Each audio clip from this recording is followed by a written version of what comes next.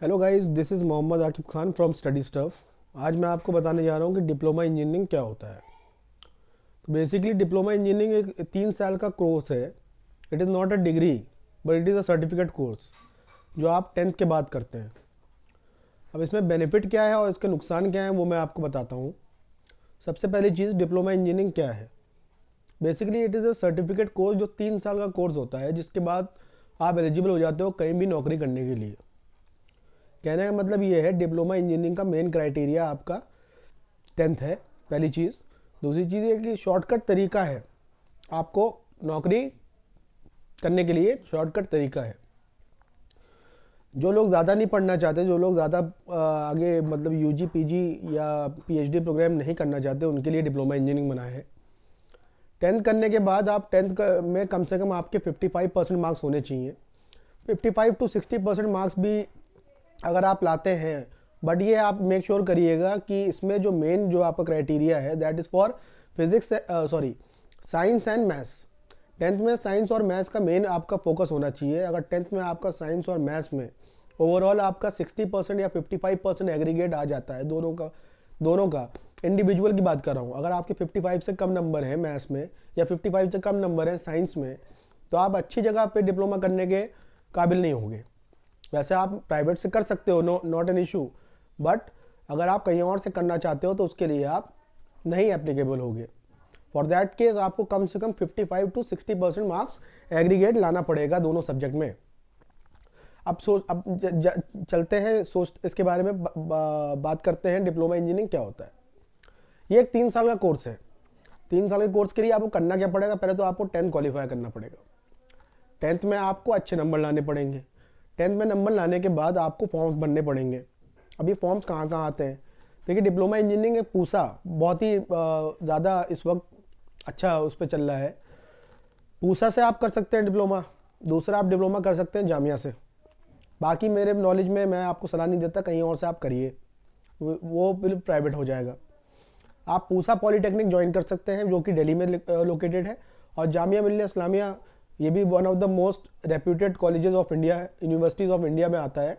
इसमें भी आप जामिया पॉलीटेक्निक को ज्वाइन कर सकते हैं। इसके लिए आपको करना क्या पड़ेगा, आपको जामिया की वेबसाइट को विजिट करना पड़ेगा। जामिया की वेबसाइट में आपको फॉर्म को भरना पड़ेगा। डिप्लोमा इंजीनियरिंग का फॉर्म अलग आता है, उसको आपको भरना पड़ेगा। उसकी डेट आती है, आजकल तो कोरोना वायरस है तो उसकी डेट तो अब मैं बता नहीं सकता, वैसे आप एक बार आप चेक कर सकते हैं वेबसाइट को। वैसे जो जनरली इसका पेपर होता है दैट इज़ इन मई जून तक पेपर उसका हो जाता है आसानी से। मई जून में पेपर हो जाने के बाद 170 मार्क्स का पेपर होता है जामिया का, और 170 में से अगर आपके 100 नंबर भी आ गए जनरल कैटेगरी के लिए, तो आप आसानी से मेरिट लिस्ट में आपका नाम आ जाएगा। अब डिप्लोमा इंजीनियरिंग कितने साल का होता है ये तो मैंने आपको बता दिया, 3 साल का होता है। अब डिप्लोमा इंजीनियरिंग में कौन कौन सी स्ट्रीम होती है, तो बेसिकली 4 स्ट्रीम है जो मुझे पता है। तो डिप्लोमा इंजीनियरिंग में होती है, एक होती है civil, electronics, electrical and computer science. Civil engineering और इलेक्ट्रॉनिक्स और इलेक्ट्रिकल और कंप्यूटर साइंस चारों के चारों 3 साल का कोर्स है, ठीक है। डिप्लोमा इंजीनियरिंग के लिए अगर आप क्वालिफाई करते हैं तो 3 साल का कोर्स में आप एक स्पेशलाइज्ड डिप्लोमा इंजीनियर बन जाएंगे। अब 3 साल के लिए आपको क्या करना पड़ेगा, इसमें ईयरली, जामिया में ईयरली है, बाकी जगह सेमेस्टर्स है। ईयरली मतलब आपका पेपर ईयरली होगा, पूरे साल आपकी पढ़ाई होगी, पेपर आपका ईयरली होगा। ईयरली पेपर के बाद आपको आपका रिजल्ट आ जाएगा। अब डिप्लोमा इंजीनियरिंग का थोड़ा सा सिलेबस जो है एकदम से जंप करेगा। 10th के बाद आप जैसे ही आप इसमें आएंगे डिप्लोमा में, वैसे ही 11th 12th और इंजीनियरिंग लेवल का आपके पास पूरा लेआउट आ जाएगा, जिसके लिए आपको बहुत ज़्यादा डिफिकल्टी पड़ेगी। कंसिस्टेंसी इसमें बहुत ज़रूरी है। आपको रोज़ कॉलेज की क्लास अटेंड करनी पड़ेगी। अटेंड करने के बाद आपको उसके लेक्चर्स के नोट्स बनाने पड़ेंगे और उसको बहुत ज़्यादा डिटेल में पढ़ना पड़ेगा। उससे पहले आप क्वालिफाई, उसमें आप अच्छे मार्क्स अगर आपके नहीं आते, इनकेस आपके अच्छे मार्क्स नहीं आते, सपोज करिए अगर आपके अच्छे मार्क्स नहीं आते डिप्लोमा इंजीनियरिंग में, तो फिर आपको वहाँ से कंपनी से बहुत सारी कंपनियाँ आती हैं वहाँ पे। जैसे आपका जामिया है, जैसे आपका पूसा है, तो वहाँ पर डायरेक्ट कंपनी आती है रिक्रूटमेंट के लिए। वहाँ आएगी, अच्छे बच्चे जो हैं जिनके अच्छे परसेंटेज है, अच्छा उनका पूरा सेमेस्टर रहा है, तो उनको वो कंपनी उनको सेलेक्ट करती है और अच्छे अच्छे पैकेज। अभी हाल ही में जामिया में एक बच्चे का सिलेक्शन हुआ था, तो उसको बहुत अच्छा पैकेज ऑफर किया गया था, मेरे ख्याल से 1.25 लाख पर मंथ का पैकेज उसको मिला था। तो मैं आपसे बस इतना ही कहना चाहता हूँ, अगर आपको डिप्लोमा करना है तो डिप्लोमा के बाद आप टेंथ में आपको अच्छे मार्क्स लाने पड़ेंगे, बट टेंथ के बाद आप शांत मत बैठिएगा कि आपका डिप्लोमा में एडमिशन हो गया तो आपने फिर लाइफ आपकी चंगी। ऐसा कुछ नहीं है, आपको फिर मेहनत करनी पड़ेगी पूरे 3 साल। 3 साल की कड़ी मेहनत के बाद आपका फिर प्लेसमेंट हो जाएगा। अब देखिए, इसमें भी बहुत सारे क्राइटेरिया हैं। डिप्लोमा करने के बाद या तो आप डायरेक्ट नौकरी कर सकते हो, ठीक है। नौकरी नहीं करना चाहते तो आप पार्ट टाइम बीई कर सकते हो, बैचलर ऑफ इंजीनियरिंग। अब बैचलर ऑफ इंजीनियरिंग क्या है? डिप्लोमा करने के बाद आपके पास एक अपॉर्चुनिटी मिल जाएगी आपको कि आप बीई के लिए एप्लीकेबल हो। बीई आप कर सकते हो, वो बीई जामिया कराता है, बहुत सारी अन्य इंस्टीट्यूट भी कराते हैं, सॉरी। उसके बाद आपको क्या करना है, बीई जब आप करेंगे तो वो 4 साल का आपका पार्ट टाइम कोर्स होगा। पार्ट टाइम नहीं, फुल टाइम, सॉरी। वो शाम में उसकी क्लासेस होती हैं जामिया में। उससे क्या होगा, अगर आप बीई कर लेंगे तो आप इक्विवेलेंट टू बीटेक डिग्री के हो जाएंगे। बीई करने के बाद आप बीटेक की डिग्री के बराबर हो जाएंगे। जब बीटेक आपने कर लिया तो आप फिर पीजी के लिए अप्लाई कर सकते हैं। मतलब बीई आपका हो गया, डिप्लोमा हो गया, बीई हो गया। देन आफ्टर आप उसके बाद अगर आप पीजी करना चाहते हैं पोस्ट ग्रेजुएशन, तो आप एमई कर सकते हैं। जैसे बीटेक के बाद होता है एमटेक, वैसे बीई के बाद होता है एमई, मास्टर ऑफ इंजीनियरिंग। तो वो जो एमई है that is equivalent to MTech. अब एमई आपने कर लिया तो एमई करने के बाद आप अपने आप पीएचडी के लिए एप्लीकेबल हो गए, तब आप पीएचडी कर सकते हैं। पीएचडी करने के बाद आप कोई भी रेप्यूटेड कॉलेज में जाके अपना आराम से गवर्नमेंट जॉब ले सकते हैं और आसानी से पढ़ा सकते हैं। अगर आपको टेक्निकल लाइन में जाना है तो टेक्निकल लाइन में जाने के लिए डिप्लोमा करने के बाद आप सीधा जाके जॉब ज्वाइन कर लीजिए, या आपका कंपनी प्लेसमेंट हो जाता है, दैट इज़ गुड। अगर नहीं होता इन केस तो आप जाके सीधा जॉब ज्वाइन करिए। अब मैं आता हूँ दूसरे मुद्दे पे। जब आपने जॉब ज्वाइन कर ली, जॉब ज्वाइन करने के बाद डिप्लोमा वाले लोगों को ज़्यादा से ज़्यादा वो नहीं मिलता। मैं फैक्ट बता रहा हूँ, क्योंकि उनकी डिग्री जो नहीं, उनके पास डिग्री नहीं होती, उनके पास सर्टिफिकेट कोर्स होता है। तो फॉर दैट उनका अगर वो 10 साल 15 साल भी काम कर लेते हैं किसी भी इंडस्ट्री या फैक्ट्री या कोई भी कंपनी में काम कर लेते हैं वो, तो उनको वो लेवल नहीं मिलेगा जो एक बीटेक वाले को मिलेगा।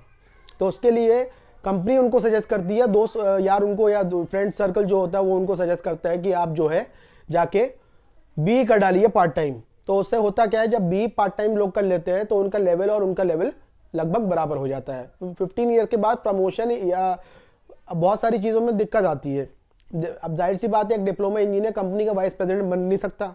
वाइस प्रेसिडेंट बनने के लिए वो स्पेसिफिक क्राइटेरिया को डिफाइन करना पड़ेगा कि लड़के ने या स्टूडेंट ने कर क्या रखा है। तो उसके लिए आपको बी एमई और उसके बाद पीएचडी अगर आप ये कर लेते हैं तो आपका प्रमोशन भी बहुत जल्दी जल्दी राइज करेगा। मैं ये नहीं कह रहा कि डिप्लोमा इंजीनियर की कोई वैल्यू नहीं है ना, वैल्यू है, बट आप जो लेवल चाहते हो, जो लेवल आपको 10-15 साल बाद मिलना चाहिए, वो डिप्लोमा खाली डिप्लोमा करके नहीं मिलेगा। बट आप एक हैंडसम अमाउंट मंथली कमा सकते हो, 50 to 60,000 आसानी से आप कमा सकते हो। इनिशियल नहीं, बाद में 5-6 साल बाद। इनिशियल आपको वही आज के दौर को देख के इनिशियल आपको 15 to 20,000 रुपीज़ मिलेगा। और कंपनी प्लेसमेंट हो जाती तो वाह वाह, फिर तो आपको कुछ भी मिल सकता है। That depends totally upon the company and the institute जहाँ से आपने पढ़ा है। तो मैं तो यही कहूँगा, अगर आपको डिप्लोमा करना है तो आप अभी से ही तैयारी में लग जाइए 10th के पेपर के बाद। और 10th के साथ साथ आपको 11th-12th की बेसिक मैथमेटिक्स और ये सारा पढ़ना पड़ेगा। फिजिक्स केमिस्ट्री बायोलॉजी बोल रहा हूँ, फिजिक्स केमिस्ट्री और ये मैथमेटिक्स का आपको बहुत कायदे से पढ़ना पड़ेगा। ये डिप्लोमा में 11th-12th का स्टैंडर्ड तक का पूछा जाता है। तो ये मैं सोचिएगा कि 10th के बेसिस पे ही आपका डिप्लोमा निकल जाएगा। इसकी बहुत सारी बुक्स भी आती है मार्केट में, आप खरीद सकते हैं और उसको पढ़ सकते हैं। बुक्स का रेफरेंस मैं आपको दूंगा, बाद में बताऊंगा कौन कौन सी बुक है। मेरे हिसाब से इसकी एक बुक आती है JPNP के नाम से, जयप्रकाश नाथ पब्लिकेशंस। ये फिजिक्स, ये साइंस और मैथ्स की बुक होती है। इसमें आप क्वेश्चन अगर आप सॉल्व कर लेते हैं तो आप डिप्लोमा आराम से कर लेंगे, क्रैक कर लेंगे, उसमें कोई दिक्कत नहीं है। तो मैं ये इतना आपसे कहना चाहता हूँ, अगर आप डिप्लोमा इंजीनियरिंग कर रहे हैं तो आपको अपना माइंड मेकअप करना है कि आपको, अगर आपने 10th में बहुत ही ख़राब परसेंटेज आपकी आती है तो आपका फिर कुछ नहीं हो सकता। 10th में अगर आपकी परसेंटेज बहुत अच्छी हो गई देन इन दैट केस आप डिप्लोमा आसानी से क्रैक कर सकते हैं। अगर आप 10th में परसेंटेज आपकी बहुत ही ख़राब रह गई तो आपका डिप्लोमा क्रैक तो कर लोगे आप, बट आपको एडमिशन नहीं मिलेगा। रीज़न बीइंग आपकी 55% ओवरऑल परसेंटेज से अगर कम हो गई तो आपको डिप्लोमा नहीं मिलेगा। तो ये था आप आज का टॉपिक डिप्लोमा इंजीनियरिंग के ऊपर, डिप्लोमा इंजीनियरिंग क्या है। और कोई डाउट है अगर और किसी चीज़ के बारे में पूछना चाहते हैं, बीटेक क्या है या एमटेक क्या है या पीएचडी क्या है, तो उसके लिए भी प्लीज़ कमेंट बॉक्स सेक्शन में मुझे ज़रूर बताएं। और अगर आपको चैनल पसंद आया तो प्लीज़, वीडियो पसंद आए तो प्लीज़ चैनल को लाइक करें, सब्सक्राइब करें। Till then, good bye, take care, thank you.